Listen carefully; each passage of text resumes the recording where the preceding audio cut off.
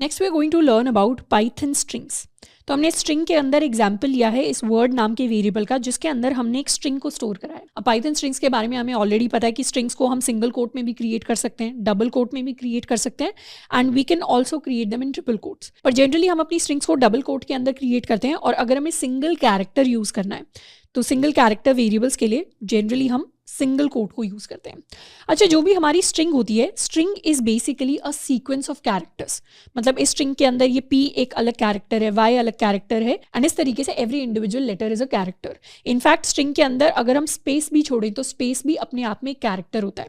तो string basically sequence of characters को store करती है। तो हमारी जो पाइथन स्ट्रिंग्स होती हैं उसके ऊपर हम मल्टीपल ऑपरेशंस को परफॉर्म कर सकते हैं। जैसे लेट्स सपोज अगर हम एक स्ट्रिंग क्रिएट करते हैं word is equal to Python, तो हम चाहें तो इस स्ट्रिंग की लेंथ को प्रिंट करवा सकते हैं। तो उसके लिए हमारे पास एक लेंथ फंक्शन होता है। लेंथ फंक्शन को हम सीक्वेंसेस के लिए यूज़ कर सकते हैं, जिसमें से एक सीक्वेंस हमारी स्ट्रिंग्स होती हैं। तो लेंथ के अंदर हम अपने वेरिएबल को पास कर देंगे तो हमारे पास हमारी स्ट्रिंग की लेंथ आ जाएगी, विच इज़ इक्वल टू 6। 6 में यहाँ पर these are 6 characters which are part of this word. उसके साथ में हम अपनी स्ट्रिंग्स को चाहें तो कॉनकैटिनेट कर सकते हैं। कॉनकैटिनेट करने का मतलब होता है दो स्ट्रिंग्स को जोड़ना। जैसे हमारा लेट्स सपोज वर्ड 2 है पाइथन, और वर्ड 1 के अंदर हमने लिख लिया है आई लव।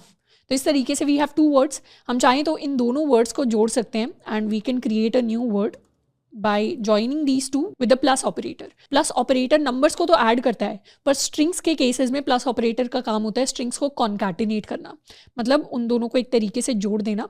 तो यहाँ पर हमारे पास ये प्रिंट होकर आ रहा है, if we want a space in between, तो हम क्या कर सकते हैं, एक और जो सिंगल स्ट्रिंग है उसको यहाँ पर जोड़ सकते हैं विद अ स्पेस। तो इस स्ट्रिंग के बाद एक स्पेस जुड़ जाएगी, देन हमारे पास पाइथन आ जाएगा। So this is how we can also perform concatenation on multiple strings. हम चाहें तो इन सबको जोड़कर एक अलग वेरिएबल के अंदर भी स्टोर करा सकते हैं, लाइक अ सेंटेंस।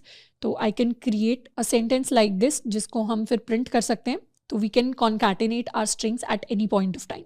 अच्छा, हमारी जो पाइथन की स्ट्रिंग्स होती हैं उनके अंदर एक्चुअली हम इंडेक्सिंग कर सकते हैं।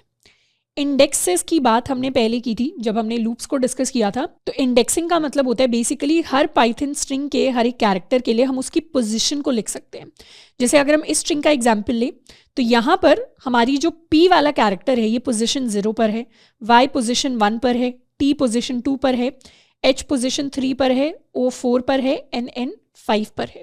तो इस तरीके से अगर हमारी स्ट्रिंग की लेंथ 6 के इक्वल है तो हमारे पास कितने इंडेक्स एग्जिस्ट करते हैं, हमारे पास 6 इंडेक्स एग्जिस्ट करते हैं। बस ये जो इंडेक्स हैं ये 0 से 5 तक जाते हैं। तो हमारी हर एक जो इंडेक्स वैल्यूज होती हैं, चाहे वो अभी हम स्ट्रिंग्स के अंदर देख रहे हैं, आगे जाकर हम वो लिस्ट के अंदर टपल्स के अंदर देखेंगे, तो सारे के सारे इंडेक्स वैल्यूज जनरली काफ़ी सारी प्रोग्रामिंग लैंग्वेजेस के अंदर, चाहे हम C++ भी पढ़ रहे हो, चाहे हम जावा पढ़ रहे हो, चाहे हम जावास्क्रिप्ट पढ़ रहे हो, वहाँ पर 0 से स्टार्ट होते हैं। तो ये तो हो गई हमारी इंडेक्स वैल्यूज। हम चाहें तो किसी भी स्ट्रिंग के पर्टिकुलर इंडेक्स पर जाकर वैल्यू को एक्सेस कर सकते हैं। जैसे यहाँ पर if I want to access this value at index 2, तो उसके लिए हम लिख सकते हैं वर्ड ऑफ 2। तो स्क्वायर ब्रैकेट्स के बाद हम अपनी इंडेक्स वैल्यू लिखते हैं, और उस इंडेक्स पर जो भी कैरेक्टर होगा वो हमारे लिए प्रिंट हो जाएगा। Let's clear this and look at it. जैसे लेट्स सपोज हमारे पास ये हमारी स्ट्रिंग है विच इज़ पाइथन, तो हम प्रिंट करवा सकते हैं वर्ड ऑफ 2 की वैल्यू को which is going to be T। तो यहाँ पर हमारे पास T प्रिंट होकर आ गया। एंड इसी तरीके से हम चाहें तो कोई भी वैल्यू को प्रिंट करवा सकते हैं for a valid index value. In fact हम चाहें तो एक फॉर लूप यूज़ कर सकते हैं on the word. Basically string हमारे सीक्वेंसेस होते हैं, और हमने फॉर लूप के अंदर बात की थी कि फॉर लूप को हम जनरली यूज़ करते हैं सीक्वेंसेस को ट्रवर्स करने के लिए। तो स्ट्रिंग के ऊपर लूप चलाने के लिए हम लिख सकते हैं फॉर, एंड जनरली जब हम एक एक वैल्यू को आगे बढ़ाएंगे हम बेसिकली कैरेक्टर वैल्यूज़ को स्टोर कराएंगे।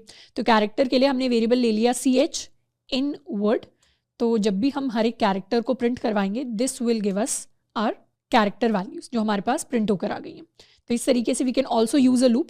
अच्छा, इस तरीके से जब भी हम इंडेक्स वैल्यूज को एक्सेस करते हैं, मतलब जब भी हम प्रिंट कराते हैं word of any index value, वो तो हमारे लिए वैलिड सिंटैक्स होता है, पर कभी भी हम किसी भी पर्टिकुलर इंडेक्स पर जाकर वैल्यू को चेंज नहीं कर सकते। बट लेट्स सपोज हम अपने वर्ड ऑफ 2 पर जाकर T को हटाकर अपने H कैरेक्टर को लिख दें, तो this is not possible in Python.